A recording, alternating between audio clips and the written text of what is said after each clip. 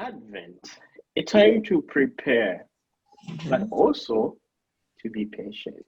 Advent, a time to prepare and to be patient. That's what I want to talk about today. Mhm. And okay, so when we talk about Advent, so many things come, of course, to our minds. So many we think of.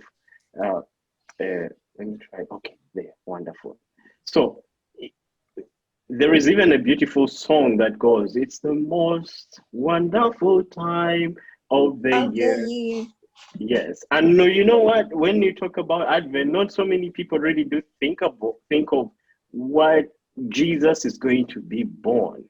We think about how this is true. This is, the most wonderful time of the year, and we tend to, um, enjoy everything a little bit more. We eat a little bit better or worse, depending on the way you look at it, because I know when Advent and Christmas time come around, our rectory, we have a counter there and it's filled with all these goodies, chocolates, sweets, candies, I don't know, pastries, everything. Think, so I think we eat a little bit better. How nice we would say that. But the doctor might say, "Oh, I think that's not, that's not a good idea." But that's what counts. But it is also there is apart from the excitement that comes with Advent, when you ask a person about Advent, another one might be more worried, concerned, might be saddened, because there is also anxiety that comes with it. There is frustration that comes with it. There is tiresome. It's very tiring. It's a period that is very tiring and very fast because everyone is trying to hit deadlines to finish up things before the year ends. There is anxiety of what we are concerned about. What am I going to give for Christmas? What am I going to give my children? What am I going to give my grandchildren? What am I going to do? So there is that, but there is also frustration because we are unable maybe to reach the goals that we wanted to reach. We are unable to things to work out the way we wanted them to work out during this time of Christmas. This season it might be different because of the epidemic and the what we are going through, but still something in our hearts. I was walking through the store last time and my mind immediately coming, oh, Christmas is coming. I have to buy a few things and send out as gifts. I have to write a few cards. I have to do this. So even in the midst of the pandemic, still, when Christmas time, when Advent comes, all these things are going to come out there. And life, regardless of whether we are in this situation of the pandemic, will gain a little momentum. It will get faster. It will get faster. So there is pressure that will develop. It's a time when there is pressure. It's a period to hurry things up, towards until the end. The problem or the one thing is that this is not what Advent is about, as in our Christian understanding, our faith.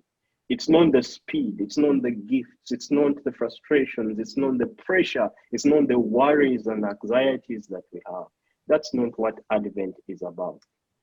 Advent is actually about Advent is this period from our Christian and church understanding, this period of 4 Sundays that precede Christmas, before Christmas, those 4 Sundays. And it's a period of patient waiting. It's a period of slowing down. It's a period meant to slow us down, other than make our blood pressure increase and things go fast. It's actually meant to slow us down. It's meant to help us reflect into our lives, to reflect about the whole year from where it began, the things we've done, the things we're able to achieve, the things that have worked out, the things that have not worked out. It's a period to see ourselves with a mirror of Christ, you know, our brokenness, our selfishness, our pains, our struggles, but seeing Christ as the one coming to help us and to rescue us. It is that moment actually when you take a deep breath,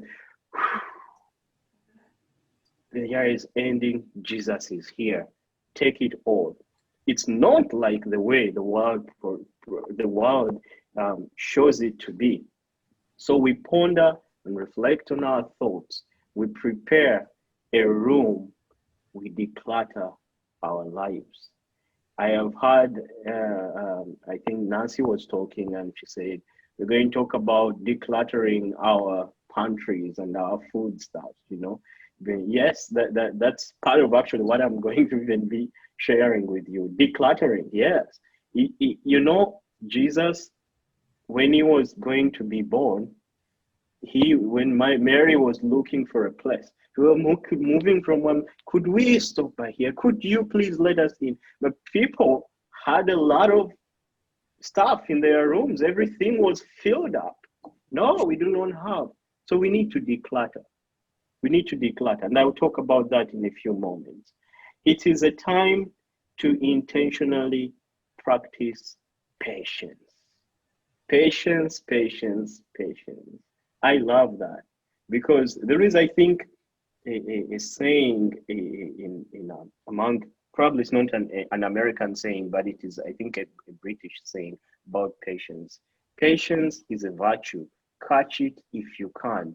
Seldom found in women, I think seldom found in men. And then they say also hardly found in women. So we all are in search of patience. So everyone needs to. So it's a time actually to practice patience. A lot of it.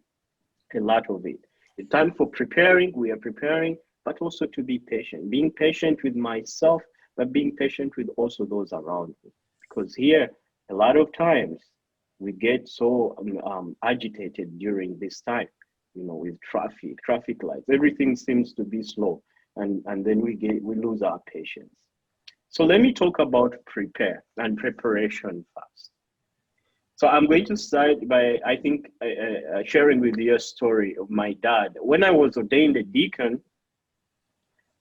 here in Los Angeles, my parents, I got a chance with the help of some parishioners from where I had done my internship in St. Joseph, and they brought my parents from Uganda to attend my ordination here.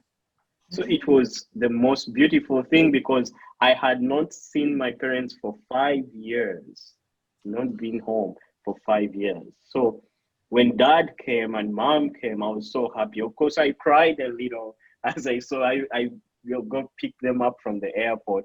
And then we were driving. So during our time and after the ordination, I took them around to visit different places in Los Angeles, and I took them to Disneyland. They could not ride that that ride that goes 360, but we did the Goofy ride, the Goofy and Mickey Mouse, ride, the small one. So, and they loved it. So anyway, as we drive through town, my dad sees these buildings. I was very keen, and he looks at them, and he noted. He asked me, Charles, I see public storage, life storage, self-storage on buildings. What do those things mean? And I told them, well, Dad, that is storage for people. So if you have a lot of stuff and they cannot fit in your house, you can rent part of this building and you can store all your stuff there. You could have seen his eyes when like, what? You mean people have a lot of stuff that they need to pay rent to have that stuff kept?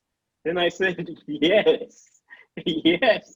They have stuff that maybe has been passed on to them by their parents, or they are bought and accumulated over time. It's very easy here to accumulate things in the United States, things they give you. Even this Christmas, many of us are going to accumulate more stuff because you're going to get gifts. And you get so many things they will give you. And some of them, they are beautiful. They show the heart of the person who gives them to you. But at one time, you might have them right there and do not know what to use them for. But then you do not want to lose them either. So then so he was shocked. And up to now, he still tells that story in Uganda that the people in America, they have stuff. They pay rent for the what? For the things that they have, for the things that they have. But Yeah. this is a culture. This is a culture, and it's nothing to attack anyone who has things that you have, and that you feel you need. It's nothing like that. But I want to see this in light of Advent. What does Advent shed? How does it shed light onto this? There is there is preparation, but we can prepare for Advent and Christ coming in either the right way or the wrong way. Sometimes we prepare in the right way by preparing our hearts. We go for confession, and we declutter our lives of sin and everything.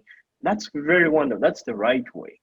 The wrong way is like what happened when the pandemic had just hit and we are going through a lockdown. And then people would say, oh no, we have to prepare ourselves for what is coming. And then we went to the stores and got all the toilet paper, all the sanitizer, all and we had all of those things. And I believe now that everything is opening up again, people still have stocks of toilet paper. There was I was listening to the news, and there was a man who had ordered, I don't know whether he ordered by mistake, but he ordered a whole truckload of toilet paper. And when they showed up, he couldn't believe it, and he has now nothing to do with it. Then he wanted to return it. And they told him, no, we can't take it, sorry. But I think he has enough to last him a lifetime, so he won't be shopping for that. But that's preparing in the wrong way. Preparing in the wrong way is thinking of Christmas as a time of, an Advent as a time of shopping and getting everything that we can lay our hands on and buying it. That's the wrong way. The right way is reflected in the life of Jesus Christ. Noble simplicity. In the right way is reflected in the life of Mary and Joseph. They didn't really buy a lot of things when Jesus was about to come, when Jesus was about to be born. They didn't have a lot, but they didn't again look out for a lot of things to prepare and make. They just had what they had. They just lived what they lived. They just gave Jesus exactly what they had. Their hearts, their love, the warmth of that baby Jesus in the hands of Mother Mary, plus the robe that she had, was probably the best thing that gave Jesus so much comfort, than so much more things that maybe they would have accumulated for that moment. So that takes me to one thing. There is something that is trending. Probably, if you have children, you've probably seen it with some of your children, because it's something that started, but it is trending nowadays. If you go on YouTube, you can actually see it. It's called minimalism. It's trending so much among young people, young families. The younger generations, they are getting more rid of things actually than you would expect, than accumulating more. That they want to live in very minimalistic life, and it's kind of the thing of the day right now. So if you go on YouTube, there is really a lot of things they say about minimalism. But in minimalism, this is what happens. The founders, although some of the people that I read about, there is two called Joshua Fields and Ryan Nicodemus, like the gurus of minimalism, and some of the gurus of minimalism. They say They say that it is actually not so much of a way of life, but a tool. The Catholic Church doesn't really go into supporting minimalism, although there are things that are in minimalism that we can apply into our lives, especially as we prepare for Advent. And those are the ones that I want to pick out. So, according to them, they say that it is a tool that can assist you in finding freedom. It's a tool that can assist you in finding freedom. Minimalism. It's a tool that can assist you. So, what is the freedom they're talking about? Freedom from fear, freedom from worry, freedom from from being overwhelmed with things, freedom from guilt, freedom from depression, freedom from the consumer culture, emotional freedom, and I'll add to that even spiritual freedom. You know, how do these things, how does minimalism work? Minimalism is where people live basically with what they need, what they need, basically with what they need, not what they want, but what they desire, but what they need. And what they need is some, of course, there is a problem here that some go into extremes of getting rid of everything in their lives, especially material things that you find somebody's house with only one chair, one kettle, one sauce, one pan to cook, and just one bed, one. So very, very, that's an extreme. Probably do not go there, because then that's also not the right way to approach this. But I want to focus on these things, the freedoms that we need. Don't we really need freedom from anxieties? I think we really do. Don't we really need freedom from worry? We worry a lot. We worry about our children, their faith. Some of them are leaving the faith. We worry about the grandchildren. We worry about our lives, where we are. What is God saying to me? What is going to happen tomorrow? We worry about, we are faced with depression. We are overwhelmed. I mean, talk about what we are going through now with the pandemic, and it's overwhelming. It's very overwhelming. A lot of are being called in to visit sick people and seniors in places in convalescent homes, and a number of them are passing. Their lives are deteriorated. Why?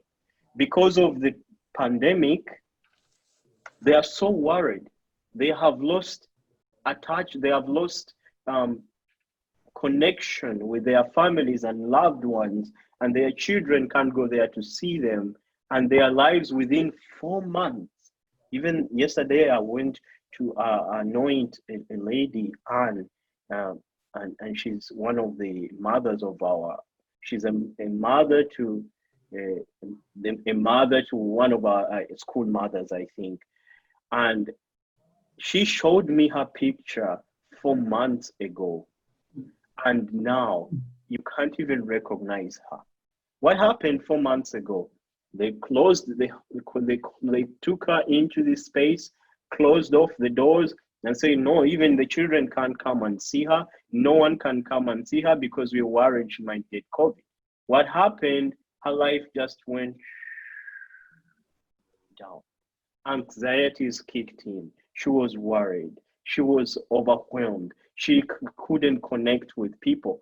And then life became life started to go downhill. So there is that what happens, there is a need for that freedom from those anxieties, freedom from depression, and also spiritual freedom, to be free to grow spiritually without worrying. So from minimalism, we can borrow that leaf, and it can help us during this Advent to declutter our lives, declutter of what worries us, because the things we worry about. I like the prayer of um, there is the prayer. I think it's called the Serenity Prayer. Give me the um, uh, Lord, help me to change the things that I can change, you know, and give me the wisdom to help me to change the things I can change. Help me to accept the things that I cannot change, and to the wisdom to tell the difference between the two. You know, we need that prayer, so beautiful, and we need to have it every day with us. That we can declutter our emotions and accept the situations, that we accept who we are, and at the same time be able to change with the will of God what we can change. It helps us to find freedom emotionally. So decluttering our ins. I put this our ins because I got this from Luke 2:1-7, where Mary and Joseph have come from the census, and they are looking for a place where they can have Jesus.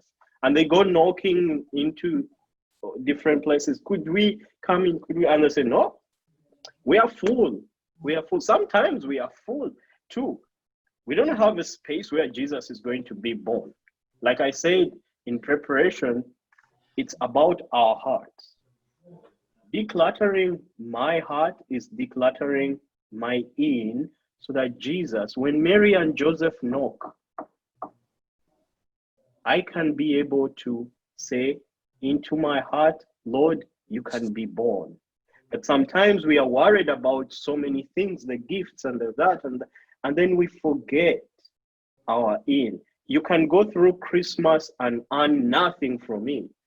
It's like sometimes I say to the musicians, when I'm giving liturgy talks to my liturgy people, that you can go in mass and you are a lector, you are a musician, you are a Eucharistic minister, and all your concentration is, what am I going to do? What am I going to say? I'm going to sing this song, like page number, this, and then let's rehearse, let's do this. And throughout the whole mass, you have been thinking about the next song.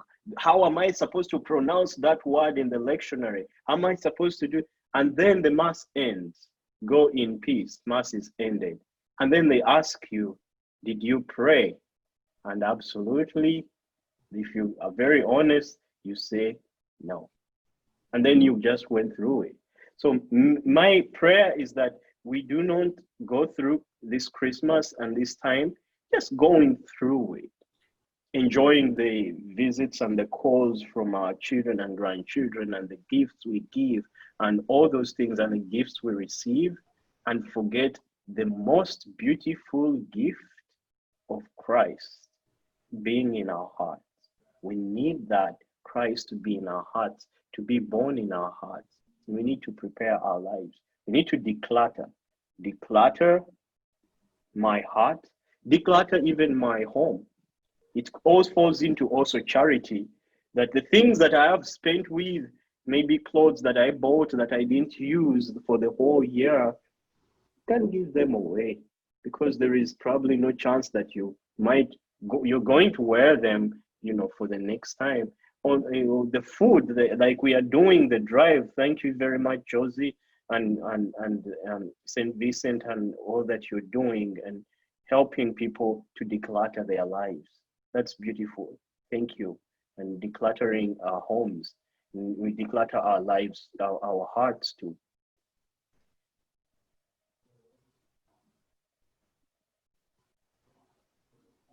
And yes, and yes, let those things out of our lives, and then we find perfection and peace, as Matthew chapter 19 and 21, like as he continues to say. Jesus says to the young lawyer, and he says to him, if you want to be perfect, go sell your possessions, give it to the poor, and you will find their true treasure in heaven. And sometimes that's what we need to do. Let go of people whom you whom you fail to forgive. Let them go. Let go of people that are not nice to you. Let go of people that you hold in your heart and maybe you feel a resentment to them. Let go. Let go. Declutter your heart. Declutter your life. Declutter. That's all we need to be at peace during this time. So the next one, and probably the last one, is patience. Patience is one of the the big ones, I would say, in our lives today, because I don't want to wait. I don't know how about you. Do you want to wait? You want to be put there and wait for long in a queue. You wait and nothing is happening, and it's like nobody cares. One of my mottos when I was growing up was just do it. Just do it. Don't wait. Just do it. So, as a matter of fact, so patience is one of the things that I also deal with and I have to work on a lot of times.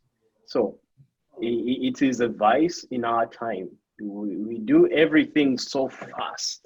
Man, and you know what? When I came to America, to the United States, it was, of course, Uganda is more, people there live life very, they take their time. They are much slower at things. They take their time. Somebody is on the journey to go to mass, but when they meet a friend on the way as they walk down to the, oh, it's been a while since I last saw you. So how have you been? Then they talk for another 20 minutes and they'll show up at mass for mass that was supposed to be at 8 a.m. in the morning, ends up beginning a half an hour later. So when I came here, I found that life was very fast, very fast. Everything is fast. We even on the freeways, the speed is fast enough already, but we even have the fast lanes to go faster because, because we need to have to do things fast. It's part of the culture. Things have to be done hurriedly, fast. And I took that same thing again back home when I went back and served there, got ordained and worked as a priest. I saw that I became very impatient.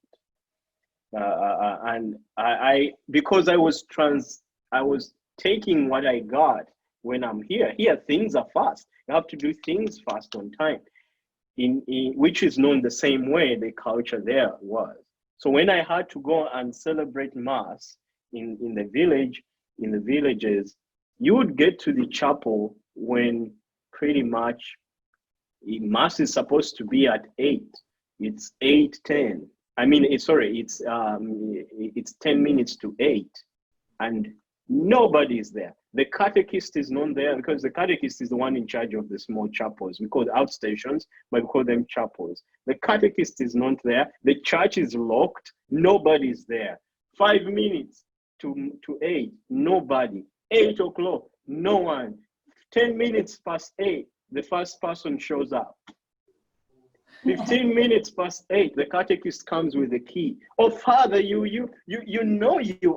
early. You're very early today. Say, well, Mass was supposed to be at 8. Yes. But, it is at 8, but we normally start at 9. Oh, my. So I did it, and I was tried my patience, really.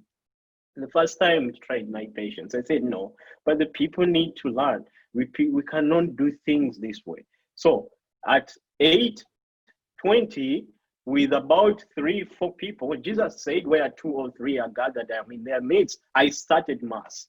I tell you, I ended Mass and people were coming in. By the time I ended the Mass, people were coming in for Mass. I asked, when are you coming? Oh, Father, we are here. We just, we came for Mass. But then I told them, that we have to be on time. We have to be on time. We have to keep time. But then then it also spoke to me, because that's the culture. It's their culture. We have American time, we have Japanese time, we have Ugandan time, which is an hour later. We have Filipino time. I don't know which one is that, but everywhere they call different Mexican time. So, but it is a culture that we are very fast. We do things hurriedly, and patience is needed. Patience is a virtue, which means that it is a good quality to be able to tolerate something that takes a long time. I don't know. I think that makes sense, that when they say patience is a virtue, it means that it's a good quality for us to acquire, to tolerate something, to tolerate a weight, something that takes some time, because things don't really always happen so fast. If you are healing, you don't heal the next day, regardless when you take the medication today. If you are expecting a baby, you don't give birth to the baby the next day from your conception. There is a long period of patient waiting. And sometimes it's painful, and sometimes it's frustrating, and sometimes we just want it to get over. But it makes us anticipate for what is coming. If we didn't wait for the baby that long, I bet the excitement when the baby comes wouldn't be that high. So there is something great and good about patience. And St. James, of course, says something about that. He says, let patience finish its work, so that you may be mature and perfect, not lacking in anything. So let patience finish its work. When you're driving and somebody cuts you, or you're behind the driver who doesn't know whether they are going left or right, they don't make up their mind, they're in the middle of the road, and you could slam on your horn, you could shout at them, you could drive, with skidding wheels right past them to show your anger, but as well as you could give them time to figure it out. Because sometimes we all need that. We need to figure out things. And what a nice time of Advent, that it trains us to be patient, because patience is a virtue that we need. Virtues are what will bring us to heaven, and patience is one of them. St. Paul also says about love when he writes his discourse on love, and says the first thing he says about love, the first characteristic of love, is patience. You show that you love somebody if you're patient with them. Think about your teenagers or kids when they are teenagers. How much you had to be so patient with them. The things they did, the not listening, speaking back to you, and you could remain patient. They are testing your anger, your agitation. But you remain patient. And now they are what they are because you were patient with them. You could as well throw them out of your house, but then maybe now you wouldn't be happy, proud of your children. But because you are patient with them, there is love that you showed to them. And again, St. Paul to the Galatians, he writes and says, through patience, we grow in holiness. And growth in holiness is growth in love of God and love of neighbor. If we are to grow in holiness more during this Advent, we need to be patient. Patiently waiting for the coming of the Lord, but patient also with ourselves, patient with those who are around us. Slow down. Mary's patience. Let's take a leaf from Mother Mary. Mary was very patient. I think she's one of the best models of patience that we have. At the Annunciation, when the angel came and said, you know what, Mary, you're going to have a child, and we do not know It's going to be a child of God. And with a lot of questions in my mind, I think in her mind, I think Mary was there and she's thinking, I'm young. I have a whole life ahead of me. He's telling me I'm going to be pregnant. And even the pregnancy, I do not have a man. It's going to ask what is going to be implanted in me. So many questions, but she was patient. She said, Lord, let me wait. Let me give you time. Let me wait. Patience. At the flight to Egypt, she's pregnant. She even doesn't know what's in her stomach yet. I mean, they just told her it's a child of God, but she's not sure. How will God, do you know what it means to give birth to God? You know, people give birth to children from human beings. But what would it mean to give birth to God? The flight into Egypt, where she's still confused and has so many of these questions, but then the angel says you have to go, and Joseph says we have to go, and they immediately move from their home into a foreign land, different food, different people, different language, different way of living, absolutely nothing common. You need a lot of patience. I can connect with Mary because I am in the United States. I mean, I'm here, of course, we eat different food, different people. I'm speaking English. I love being here. I love being here and I love ministering to the people. But it's still, you get that moment of missing home. You get that moment of missing your parents, of speaking your language. Can go through months without speaking my mother tongue unless I call my mom and dad and my brothers and talk with them. But you know, there she is. Takes patience. But all the good things come after patience. The mother of the innocent infant because of her own baby. She knows that the reason they have run away from their place, all those babies are going to be killed. And what the pain she had in her heart to know that the cause of death of all those other babies in that whole country was because of her own baby. Very suddenly, but it takes a lot of patience. Patience takes a lot of patience and courage and fortitude. Like saying, you know, like the saints will see how they say, like patience and fortitude are all of them together. They move hand in hand.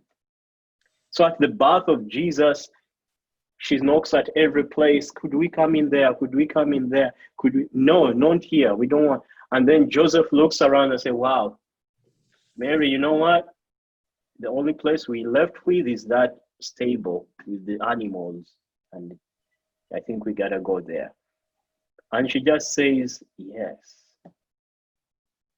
I don't know how many mothers will feel that is the safest place to have the child.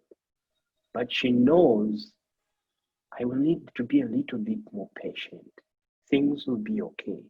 We'll give the best we have. I'll show the baby my love. I'll swaddle her, put her in swaddling clothes from my own, clothing. It's cold, but I'll hug that baby and love that baby with a lot of patience and wait for God. Sometimes we need that. Wait for God. Patience. At their poverty, of course.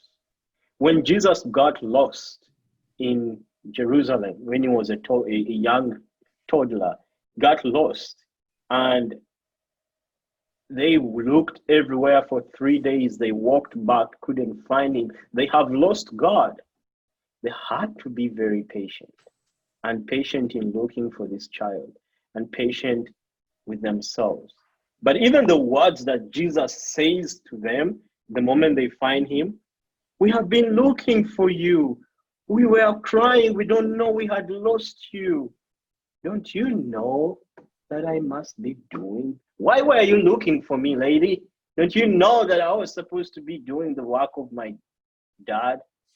It's not words that a mother can take in so easily, but only with patience, because she knows that there is a will of God. There is God working through this child. There is God working through it all. All those moments that Mary encountered that were very tough, that were struggles in which she would have taken the other action, but she was patient at the passion of our Lord, meeting him on the way, on the way of the cross, and seeing him crucified, his death, receiving the body of her son in her hands, dead. Patience, my friends, it takes a lot of patience. And that patience is what earned Mary holiness. In every situation in which we are able to be patient, we grow in holiness. In every situation in which we are patient, we really grow in holiness. And I pray this Advent is a time for us to grow in that holiness too. So, saints on patience. I picked out a few saints and just a few of their sayings. St. Thomas is the big chubby guy on right there on the first side. He's looking, they said St. Thomas always had a peace of mind, so he was a little bit chubby. So he enjoyed his food. So St. Thomas says, patience is a virtue attached to fortitude, which hinders one from departing from right reason, illuminated by faith, by yielding to difficulties and sadness. The patience is attached to fortitude, that when you are patient, you actually also grow in fortitude. Because being patient through a tough situation strengthens you, makes you strong. Being patient through uncertainties of life, like what we are going through, this pandemic and everything, will make us stronger. It will make us stronger in our faith for sure, because we are not able to come to church like we wanted, like we used to, but we are remaining strong. We are being patient and growing stronger in our faith. Now our faith doesn't necessarily have to depend on, it's self-motivated. You have that self-desire and connection to attach yourself to God in your home, in your everyday life. We are growing strong. Otherwise, everyone might think that we are growing weak in our faith, but our faith is actually being tested, and because of our patience, our fortitude is also growing. So it's hitting two birds with one stone.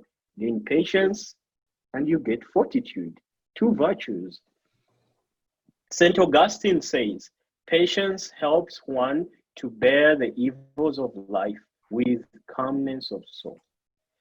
That patience helps us to remain calm, even in tough situations, even in disasters, even in moments when we do not know which are very challenging to us. We don't know what to do.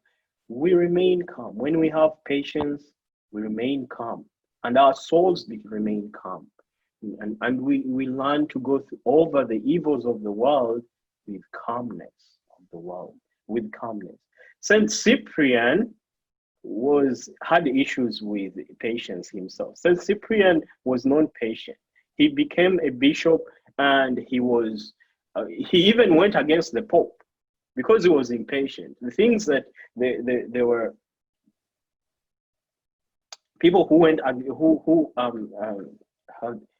apostatized the church, the faith. And St. Cyprian went on and made these ridiculous decisions very quickly, because even when the Pope and the bishops told him, wait, please wait, he wasn't. But he turned that impatience into holiness, because he tried as much as possible to fight it when he realized his mistakes. And when working on to his mistakes, he became a saint. He actually wrote a very beautiful book, a treatise on patience, on the advantage of patience. And he writes about all these things you get from patience. And he turned something that he did not have into a cause for his own sainthoodness, if I can say that. Holiness, yes. St. Teresa of Calcutta, I love her so much. She says, without patience, we will learn less in life. We will see less. We will feel less. We will hear less. Ironically, rush and more usually means less. So sometimes we feel that rushing, we'll do things, we accomplish a lot. We'll do so many things. We'll do this, we do, but actually rushing means less, means we have even much less. So patience is great. It's a wonderful thing to practice during this Advent, being patient and being patient with our lives, being patient as we await for the coming of the Lord, by being patient with ourselves and those around us. This is my final slide. Why we need to be patient and prepared in Advent. So St. Augustine says, God sometimes delays to answer our prayers, okay, because he wants the heart of the one who prays to expand so as to receive what God wants to give. How beautiful. So sometimes, we want God to answer us very fast, and we lose patience with God, and we lose patience with ourselves. But God takes time, delays to answer our prayers, because he wants our hearts to dilate. I like that word. Dilate, to get bigger and bigger. And when our hearts get bigger, then we can fill with even much more of what he asks. When we are asking, our hearts are more smaller. They are very small. The more we wait in patience, the more we wait, our hearts become bigger. They dilate, they become bigger to receive what God wants to give us. So patience, and it's really beautiful. It's really a wonderful thing in our lives, and especially during this Advent, this time of rush, to slow and have it. To experience fully the redemption of our Lord, we need patience. We need patience this Advent to be able to experience fully the redemption of our Lord. If we're patient with ourselves and we examine our consciences, we'll be able to prepare ourselves well and receive the sacrament of reconciliation and be able to receive Jesus in our lives very well. To declutter our lives. I talked about that. Declutter our spiritual lives. We need patience. Patience helps us to declutter our lives. Take out things that we do not need, remain minimalistic with exactly what we need, and remain happy. You can have very small little things, and you'll be very happy. You can have a lot, and then you don't find any joy. But decluttering frees us, gives us the freedom we need. Patience will also help us to be grateful and thankful. Thanksgiving is coming up, time that I really respect United States. I think it started here for Thanksgiving. We don't have Thanksgiving in Uganda, but can you imagine that one day when everyone lives in total gratefulness? A lot of times when we are with God, we are asking, give me this, watch over that, give her that, give me this, give me. How many times do you go and celebrate a mass? I want to give this mass in absolute thanksgiving. I want to do my holy hour today. It's my holy hour. I'm not going to ask you for anything, Jesus. I just want to thank you. Advent is the best time we can live in thankfulness, to be thankful. We can be grateful and just live every Sunday. There are 4 Sundays. Thank God for one great mystery in your life, from birth, from your birth to where you are. Every Sunday, one great thing that He has done that is unbelievable that He has done, and devote each of those Sundays for only thanksgiving. I thank you for my family. I thank you that the day you created me. I thank you the day I got married to my husband. I thank you the day you gave me these children. You know, count your blessings during this Advent. Count your blessings during this Advent. And of all, slow down. Patience helps us, and being prepared in Advent, we need it to slow down. Slow down, slow down. Let God be born in your heart. Let Him be born in your home. Never let Him pass by you to go to knock on the other door because you were busy shopping, because you were busy baking, because you were busy thinking of what you're going to wear, you're going to give. When He knocks, may your heart be ready. May my heart be ready. Let God be born in your heart, inside your house, not in the neighbors. This year, God must be born in each and every one of our hearts. It's 1 hour that I have spoken, probably, and above, and I want to conclude with that. I was thinking of patience. So the last thing, which is so funny, when Nancy asked me to do this, to talk with you, to be with you today, I I put down the dates very nicely, and I prepared myself. Yesterday, around this time, actually before before 10, I was in my office before my computer waiting. At 9 o'clock, I was waiting that she's not sending me that Zoom link. What's happened? I was very impatient. So I was even 1 day early. I was 1 day early. There goes my patience. I need to work on it. So, but I'm glad. Thank you very much for listening with me and to me, and I'm so happy always to journey with you in Advent and to be with you.